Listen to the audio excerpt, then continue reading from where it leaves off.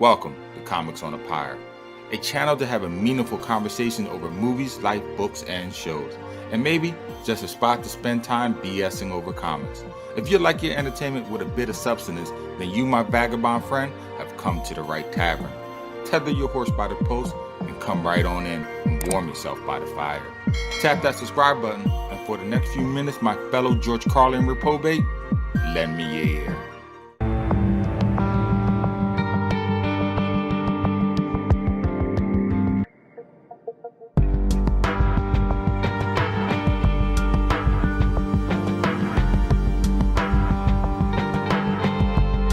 The Trial of the Punisher is a two-part story arc published in November and December of 2013.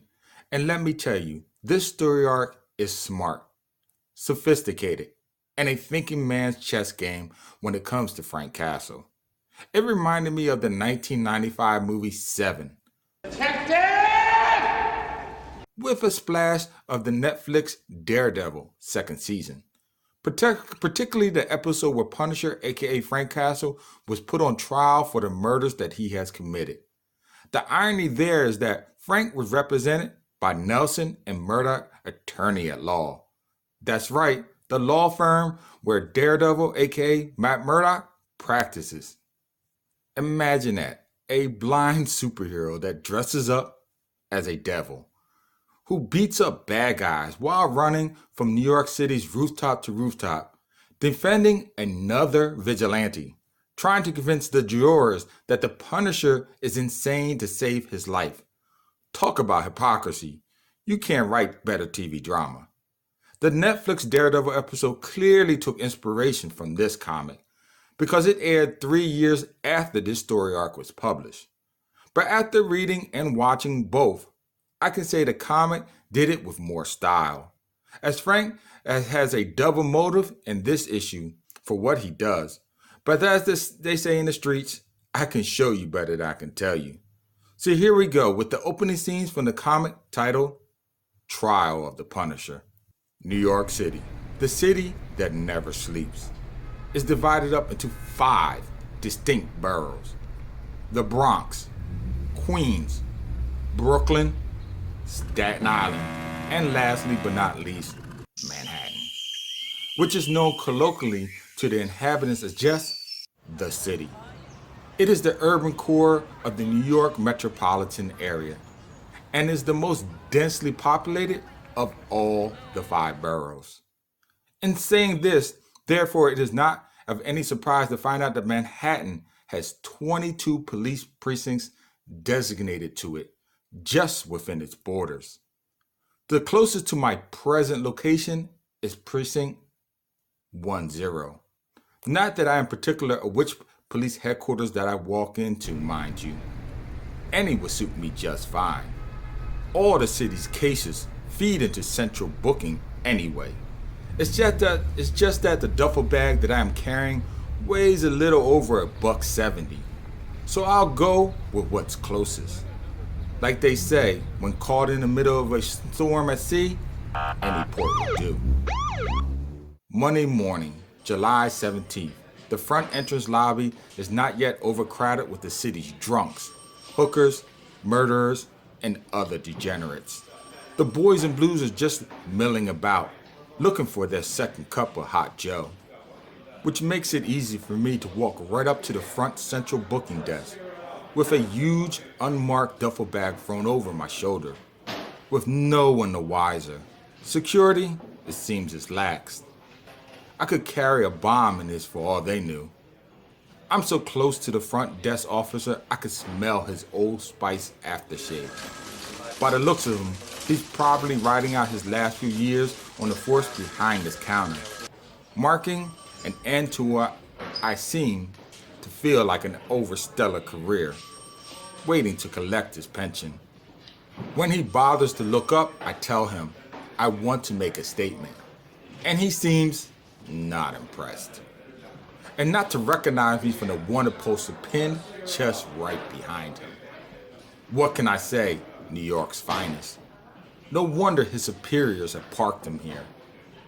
My next few actions garner his attention, though, For when I crouch down to open the bag, a dead body comes sprawling out. The body has been dead now just long enough for rigor mortis to set in, causing the body to make a loud thump when it hits the floor of the vaulted room. The sound of the impact echoes across the lobby, and then I tell the officer I want to make a confession regarding the death of missing District Attorney Alex Shapiro. Suddenly, I have his and every one of the other officers' boys in blues' attention. Can't get nothing past these guys. Just as I predicted, they take me down quickly and without anyone losing their lives. Under 8 officers and I don't know how many loaded gun barrels, I place my hands behind my back and lay on a marble floor. I feel the cold touch of cuffs clicking around my wrist, constricting just long enough so that they do not cut off the blood circulation. In the mayhem, with my face planted firmly on the floor, I try not to think of all the bodily fluids that have relieved themselves on this cold surface. And this is where I abandon the plot, viewer, as Frank is quickly whisked away into a one-way mirror interrogation room. There he is questioned about the body and the seemingly voluntary surrender. Under the heat of the room's hot lamp, while sitting in a chair that is bolted to the floor, Castle retells the series of events that led up to this morning's stellar entrance. Who has he been looking for and why? And just how he came in contact with the district attorney. It's not pretty, but few things are when it concerns to the Punisher.